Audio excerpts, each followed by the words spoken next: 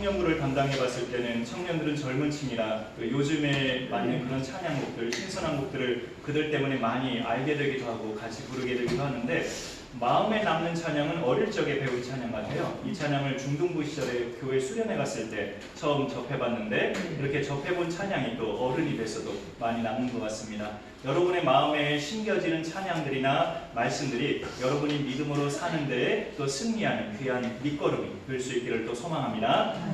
여러분이 느끼시겠지만 환경이 나를 다른 사람으로 바꿀 때가 있습니다. 그 환경이 강력할 때, 오랜 세월 한 지역에서만 살다가 갑자기 전혀 알지 못하는 동네로 내가 부득불 이사를 하게 되는 것도 환경이 확 바뀌는 거죠. 전에 해본 일이 전혀 없는 일을, 새로운 일을 내가 시도하는 것도 나로서는 환경이 바뀌는 겁니다. 또 좀 부끄러운 이야기지만 게으르게 살던 사람이 굉장히 열정적으로 사는 사람을 만나서 그 사람 앞에서 부끄러움이나 도전을 받았다면 그런 경우도 내 삶의 변화를 가져오게 할 수 있죠. 그런데 인생에서 가장 극적인 변화는 이제까지 땅의 것만 바라보고 살던 사람이 하늘을 바라보는 사람으로 바뀌어지는 것, 이게 가장 극적인 변화입니다. 그거보다 더 극적인 변화는 없어요. 여지껏 땅의 것만 바라보고 돈만 벌고 살던 사람이 하늘을 바라보고 사는 사람으로 바뀌어지는 것은 정말 인생의 터닝 포인트고 인생의 귀한 전환점을 가져왔다라고 말할 수 있습니다. 욕심이 많던 사람이 만약에 욕심을 버렸다면 두 가지 경우라고 생각합니다. 하나는 체념식으로 그냥 욕심이 버려지는 거예요.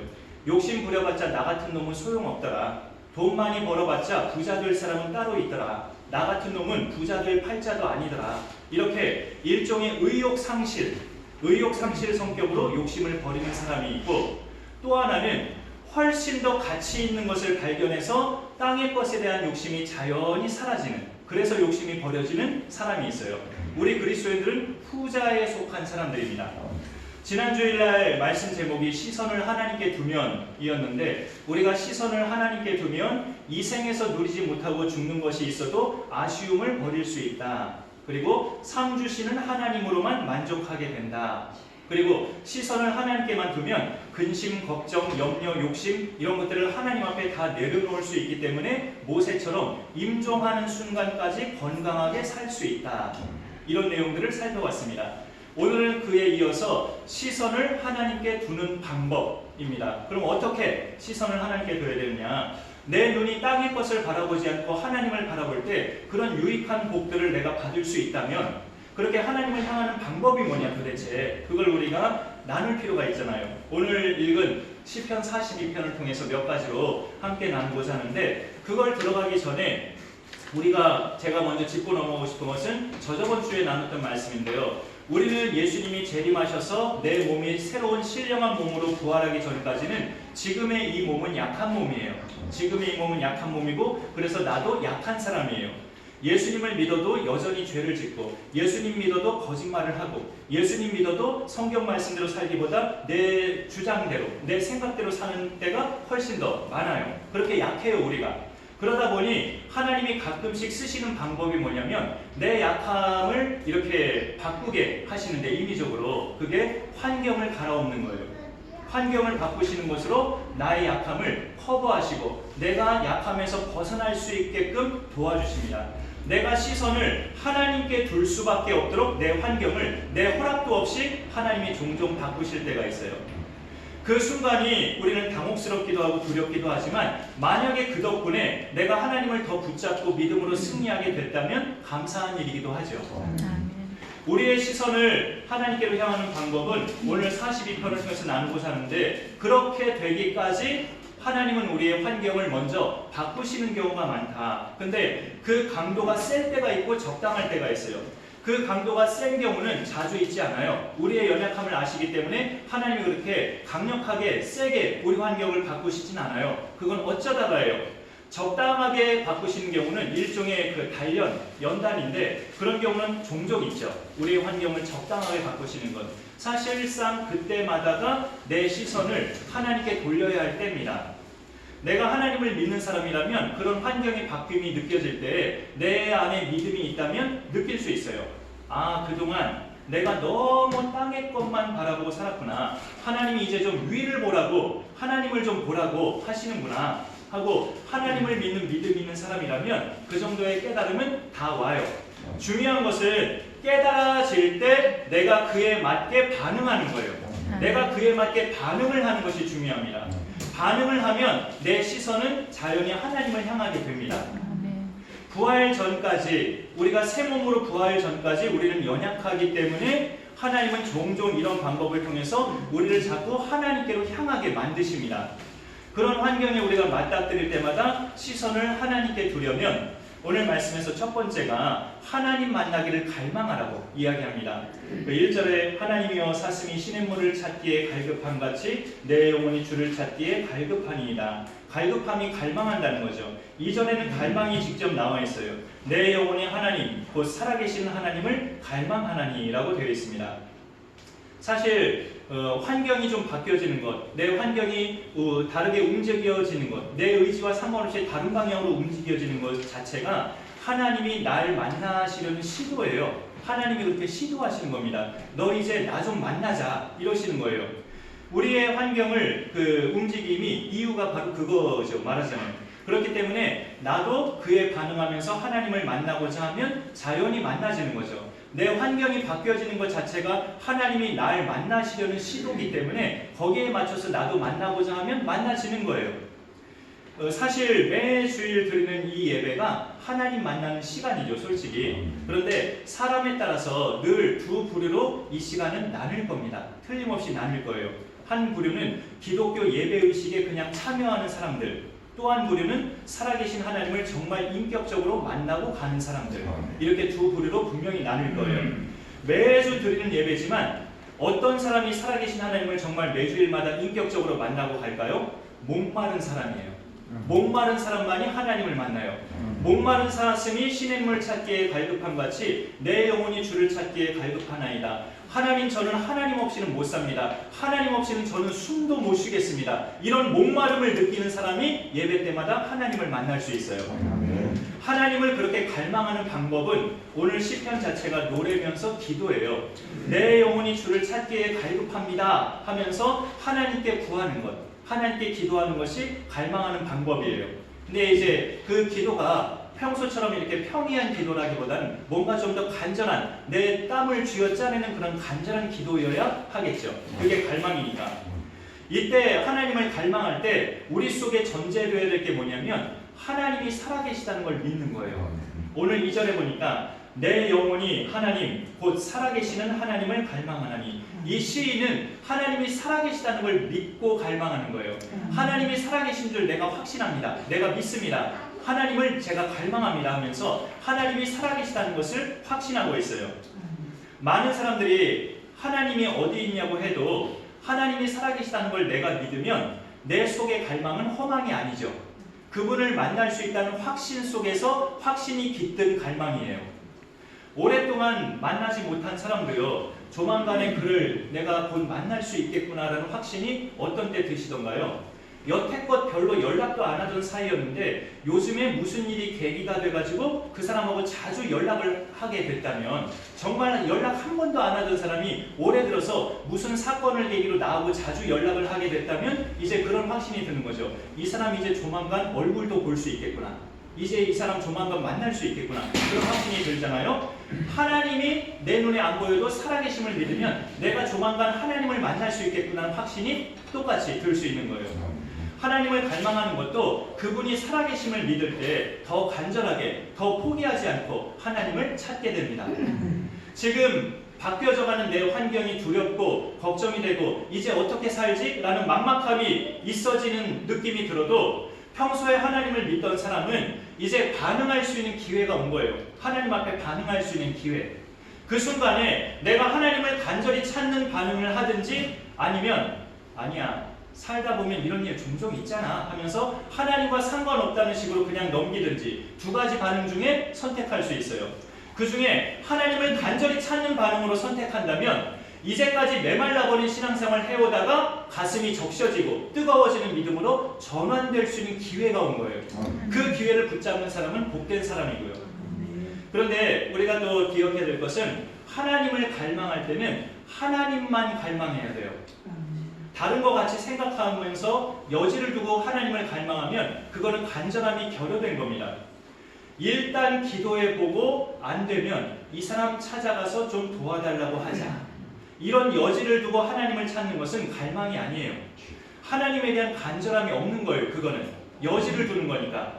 참고 말씀 한번 같이 읽어볼까요? 2절 같이 있는데 우리 역대하 16장 9절 먼저 읽어보시죠. 시작. 여호와의 눈은 온 땅을 두루 감찰하사 전심으로 자기에게 행하는 자들을 위하여 능력을 베푸시나니. 그 밑에 거 같이 읽어봅니다. 너희가 온 마음으로 나를 구하면 나를 찾을 것이요 나를 만나리라.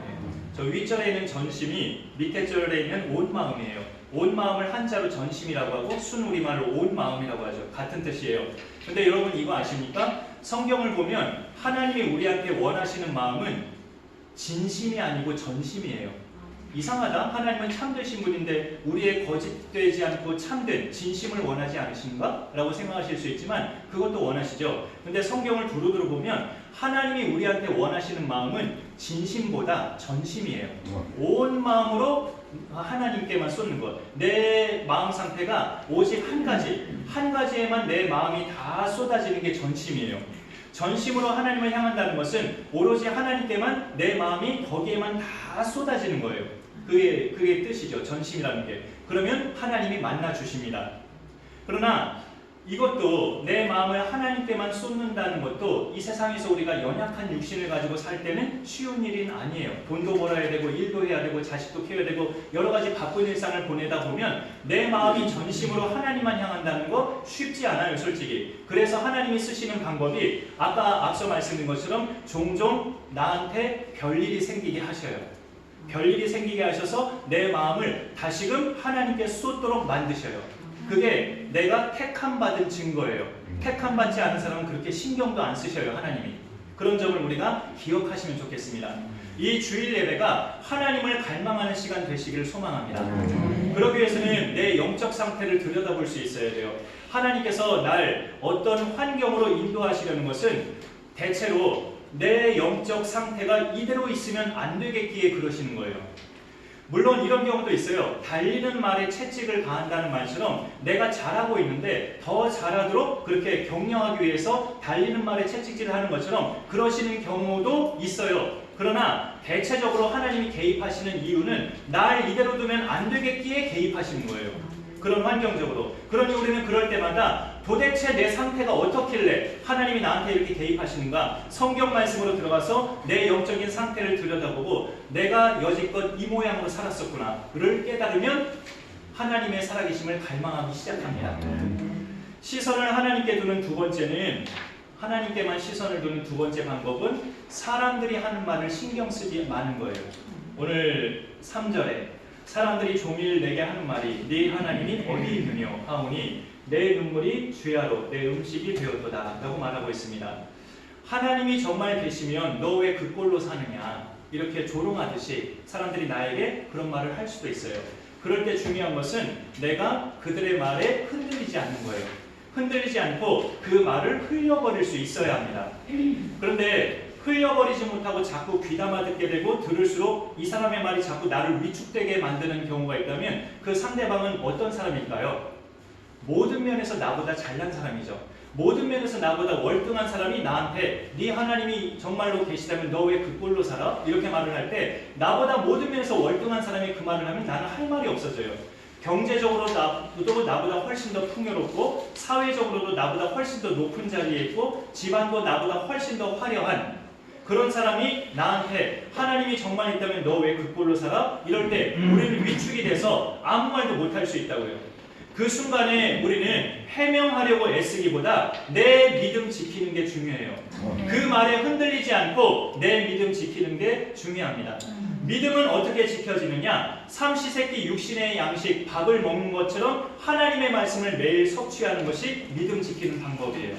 말씀을 매일같이 섭취하면 우리의 지혜로움이나 명철함은 노인이나 원수들 스승보다 탁월하다고 같은 시편에서 말씀하고 있어요.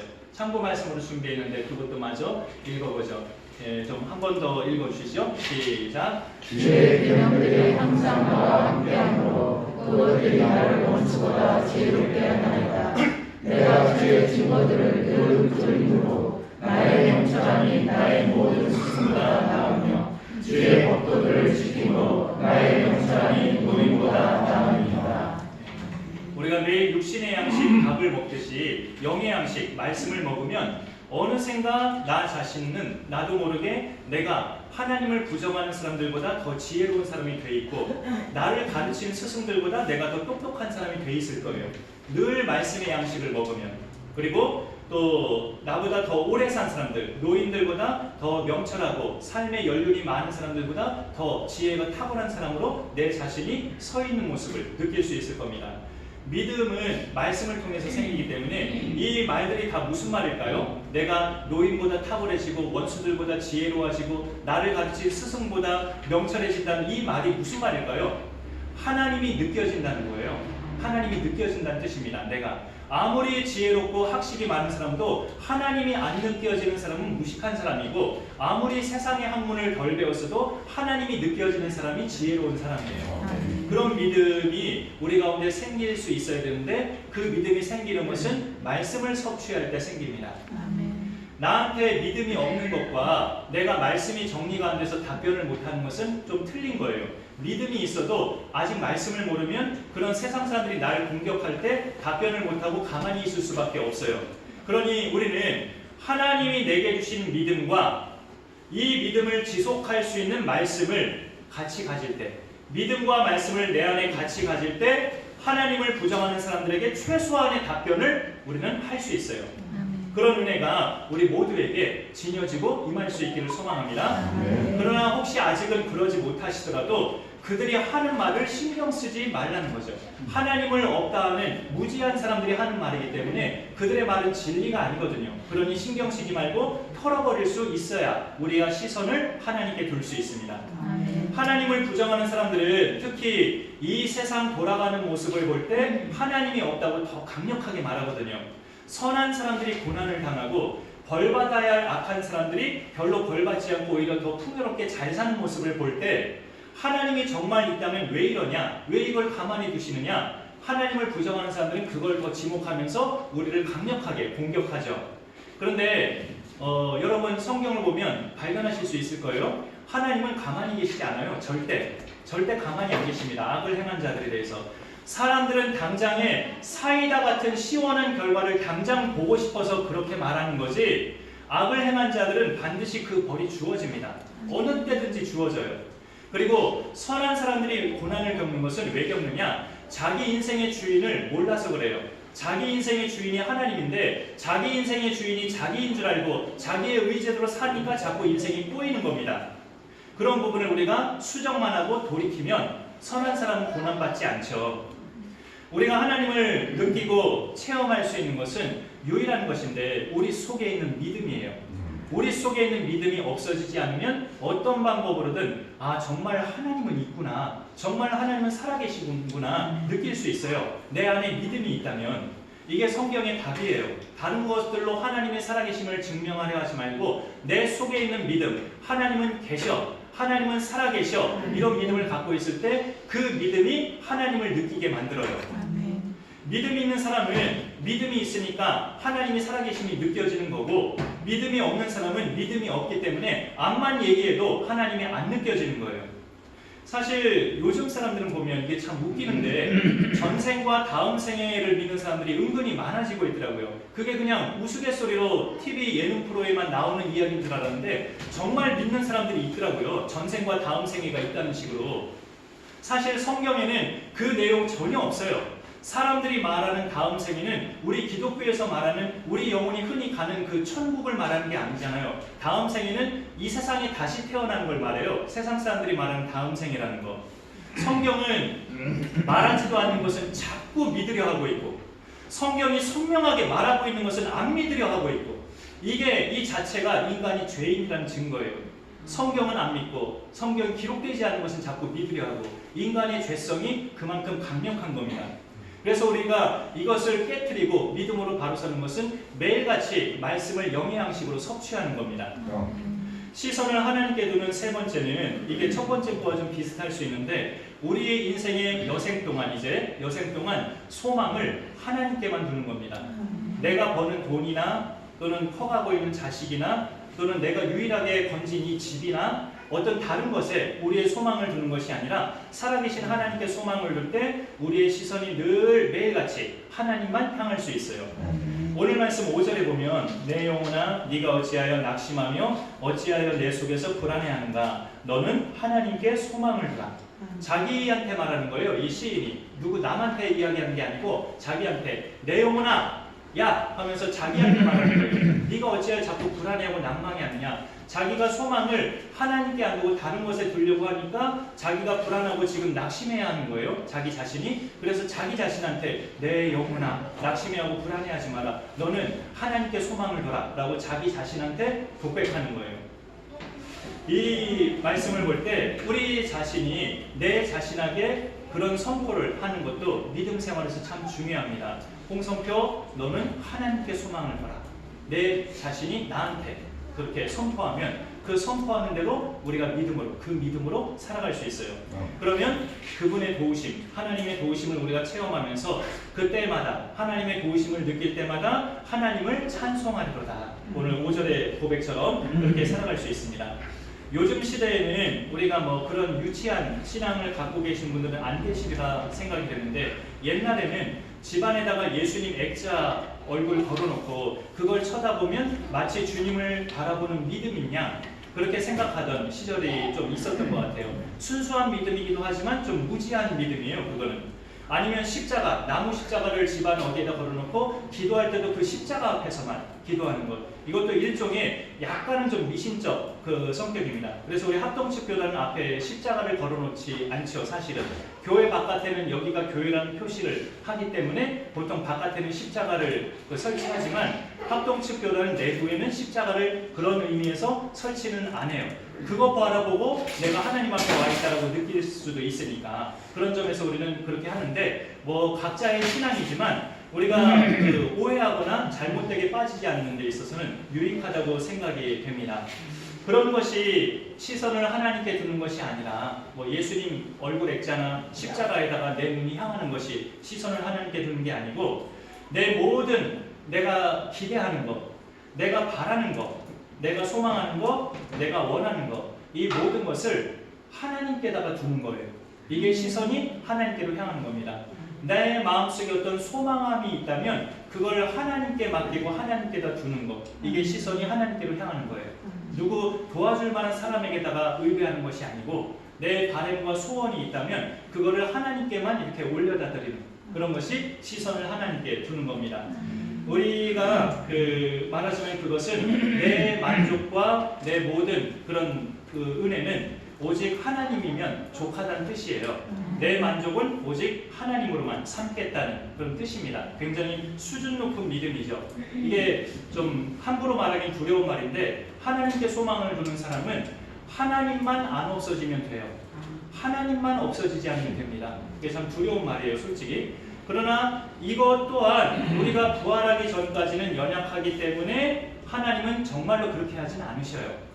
욥에게 사단이 하나님의 그 허락을 받고 욥의 재산과 자식을 하루아침에 다 거두어 가신 것처럼 하나님은 그렇게 하진 않으신다고요. 우리의 연약함을 아시기 때문에 우리가 버틸 만큼만 환경의 움직임을 허락하십니다.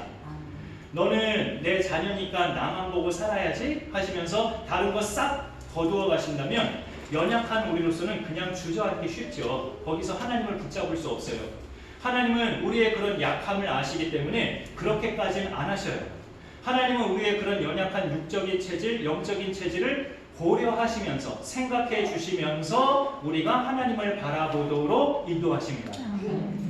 하나님께 소망을 둔다는 것은 나는 오직 하나님뿐입니다 라는 그런 놀라운 그런 성숙한 믿음이기도 하지만 내가 힘들 때마다 날 도와주실 분은 하나님입니다 라는 고백이기도 해요. 오늘 5절 후반에 있죠. 그가 나타나 도우심으로 말미암아 내가 여전히 찬송하리로다. 내가 하나님께만 소망을 두면 내가 힘겨울 때마다 하나님이 나를 도와주신다는 거죠. 하나님이 도우시는 방법은 물질을 채워주실 때도 있고요. 좋은 사람을 내 곁에 붙여주실 때도 있고요. 아니면 이도저도 아닌데 이런 체험을 가끔씩 해봐요. 어쩌다 나 혼자 하나님을 생각하다가 하나님을 생각하니까 갑자기 내 마음이 하나님 때문에 기뻐지고 평안해질 때가 있어요. 그것도 하나님이 날 도우시는 방법이에요. 그게 내 마음을 다스리는 거죠. 마음을 다스리는 거야말로 진짜 결정적인 도움입니다. 다른 어떤 도움보다 내 마음의 기쁨과 평안을 주시는 거야말로 하나님의 최고의 도움이죠. 그런데 이게 하나님의 본심이에요. 본심. 근심 걱정 많은 이 세상에서 우리가 사는 동안에 우리의 마음을 지켜주셔서 우리 마음이 늘 기쁨과 평안으로 채워지게 하는 것, 이게 하나님의 본심인데 조건은 나한테 그 믿음이 있어야 돼요. 하나님은 그런 분이라는 믿음, 하나님은 살아계시다는 믿음, 그 하나님이 내 아버지시라는 믿음, 그 하나님이 나를 죄에서 건지시려고 독생자를 대신 십자가에서 죽게 하셨다는 믿음, 내가 죄를 반복적으로 지어도 내가 하나님의 자녀라는 사실은 바뀌지 않는다는 믿음, 이 믿음이 있어야 우리는 기쁨과 평안을 유지하며 살 수 있어요. 하나님을 향한 이 믿음은 그분을 향한 소망이에요. 이 불완전한 세상에서 우리가 기쁨과 평안을 줄 수 있는, 우리에게 기쁨 평안을 줄 수 있는 분은 하나님밖에 없기 때문에 내가 그분을 믿는다는 것은 그분만이 내 소망이라는 뜻입니다. 우리에게 좋은 것으로 채워주신 하나님을 늘 우리의 소망으로 삼아서 우리의 시선이 언제나 하나님께로 향할 수 있기를 바랍니다. 그래서 우리를 통해 하나님이 일상생활에서 일을 하시고 그 일하시는 결과마다 놀라운 역사가 우리 가정에 이루어져서 과연 하나님은 살아계시는구나, 우리 각자마다 이 믿음이 더 단단해질 수 있기를 간절히 축원합니다. 기도하겠습니다. 하나님 감사합니다. 오늘도 함께 하신 분들과 시편의 말씀을 나누며 시선을 하나님께 두는 방법을 우리가 말씀으로 함께 나누게 하신 것 감사드립니다. 불완전한 이 세상에서 사는 동안 완전하신 하나님께만 시선을 두어야 우리가 믿음으로 승리할 수 있는데, 우리가 늘 하나님을 갈망하며 사람들의 말에 귀를 기울이지 않고 흘려버릴 줄 아는 결단이 있게 하시고 언제나 인생의 소망을 하나님께만 두어서 그 믿음으로 승리하는 우리 모두가 되게 하여 주옵소서.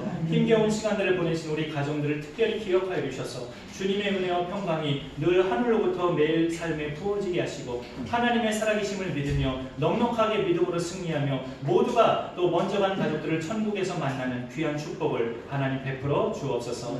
감사드리며 예수님의 이름으로 기도 올려옵나이다.